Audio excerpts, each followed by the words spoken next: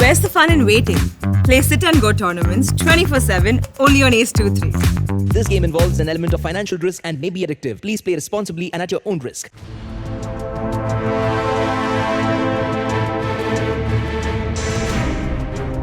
AIMIM प्रमुख और सांसद असदुद्दीन ओवैसी को अपने बेबाक बयानों की वजह से एक बार फिर मुश्किलों का सामना करना पड़ सकता है।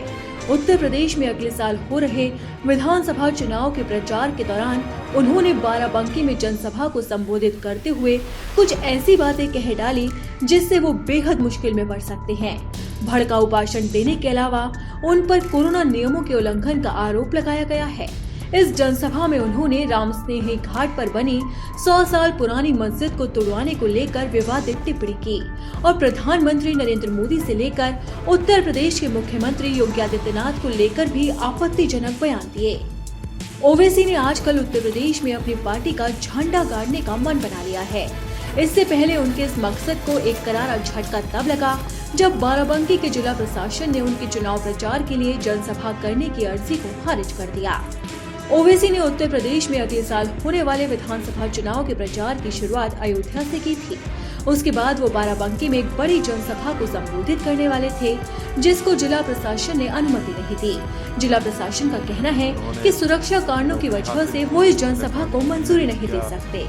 आपको बता दें कि जिला प्रशासन ने उन्हें AIMIM जिला अध्यक्ष चौधरी फैजुल रहमान के आवास पर एक कार्यक्रम की अनुमति दी, जिसमें वे अपनी पार्टी के कार्यकर्ताओं और पदाधिकारियों से मिलेंगे।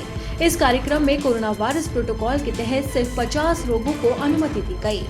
ओवैसी उत्तर प्रदेश में अगले साल होने वाले विधानसभा चुनाव के मद्देनजर 3 दिन के दौरे पर हैं। उन्होंने पहले ये साफ कर दिया है कि उनकी पार्टी 100 सीटों पर चुनाव लड़ेगी और उनकी कोशिश अपनी पार्टी की स्थिति एकदम मजबूत कर ज्यादा से ज्यादा सीटें हासिल करने की होगी। इससे पहले उन्होंने एक बैठक को भी संबोधित किया और इस दौरान उन्होंने कहा था कि नरेंद्र मोदी के लगातार 2 बार प्रधानमंत्री बनने की वजह सिर्फ और सिर्फ समाजवादी पार्टी और बहुजन समाजवादी पार्टी की मूर्खता है।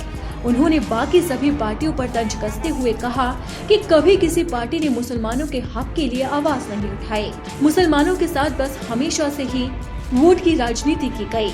उन्होंने साफ कहा कि आजादी के बाद से ही सारी पार्टियां सिर्फ वोट को लेकर सत्ता में रहने के लिए मुसलमानों का इस्तेमाल करती आई है, लेकिन कभी किसी सरकार ने उनके हक की बात नहीं की।